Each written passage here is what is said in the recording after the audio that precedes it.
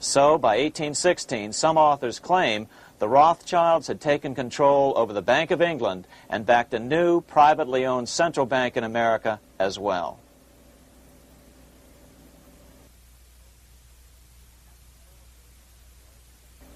After 12 years of manipulations of the U.S. economy on the part of the Second Bank of the U.S., the American people had had just about enough.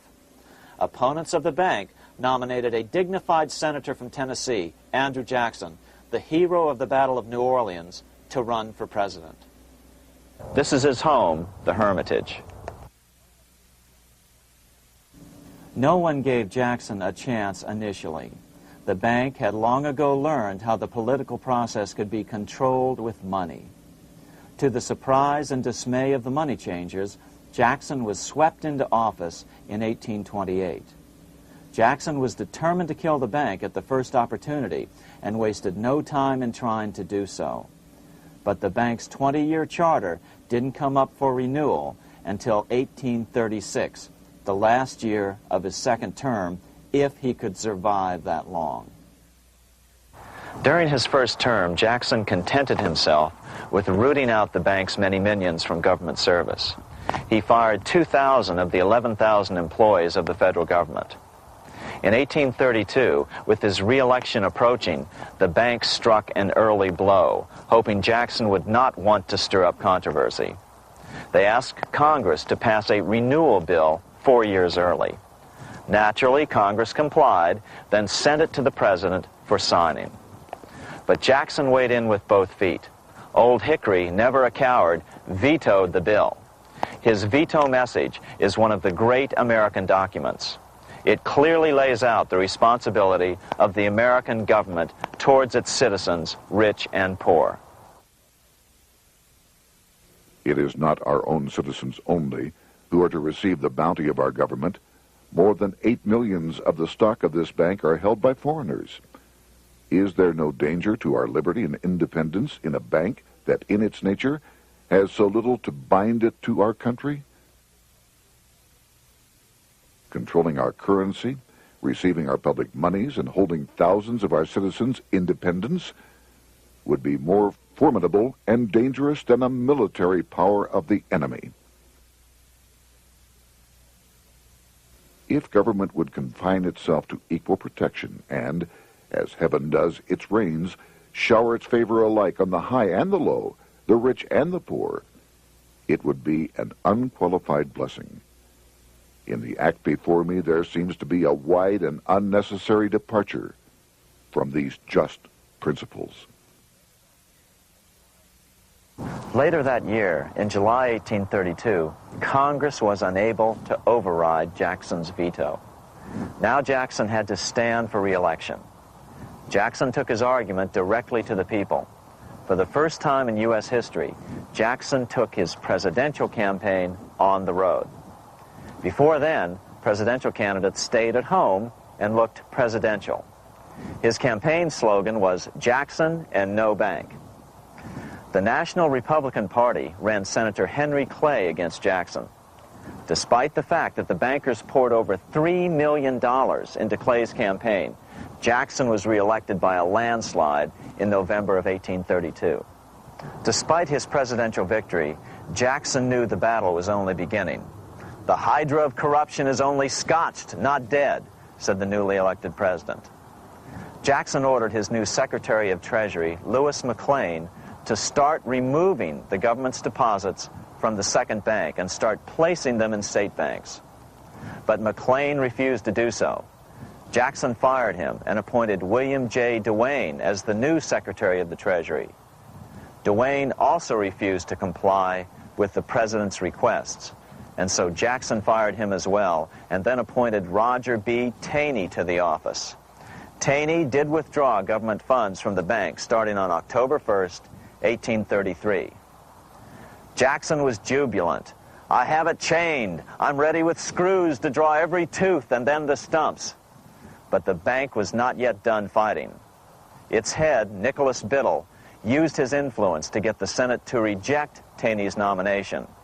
Then, in a rare show of arrogance, Biddle threatened to cause a depression if the bank was not rechartered.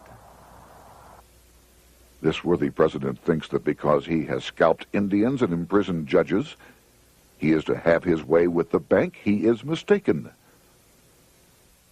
Next, in an unbelievable fit of honesty for a central banker, Biddle admitted that the bank was going to make money scarce to force Congress to restore the bank. Nothing but widespread suffering will produce any effect on Congress. Our only safety is in pursuing a steady course of firm restriction, and I have no doubt that such a course will ultimately lead to restoration of the currency and the recharter of the bank. What a stunning revelation. Here was the pure truth, revealed with shocking clarity. Biddle intended to use the money contraction power of the bank to cause a massive depression until America gave in. Unfortunately, this has happened time and time again throughout U.S. history and is about to happen again in today's world. Nicholas Biddle made good on his threat.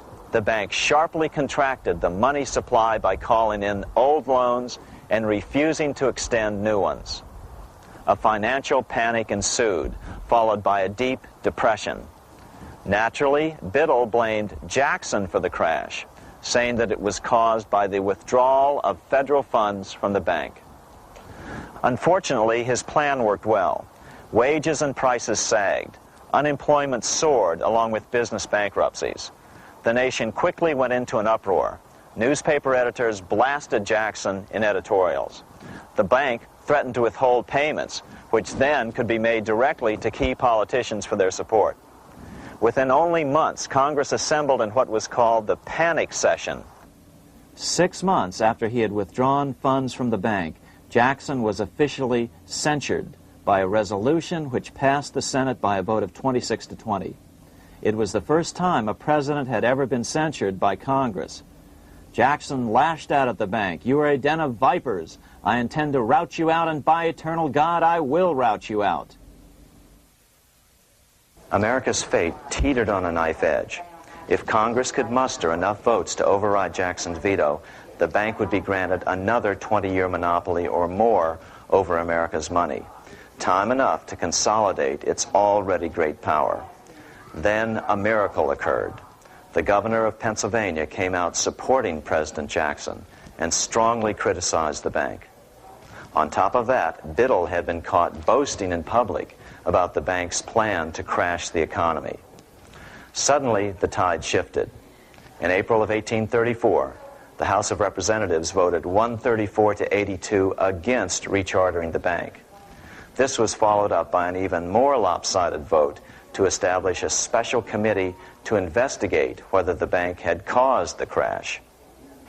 When the investigating committee arrived at the bank's door in Philadelphia, armed with a subpoena to examine the books, Biddle refused to give them up.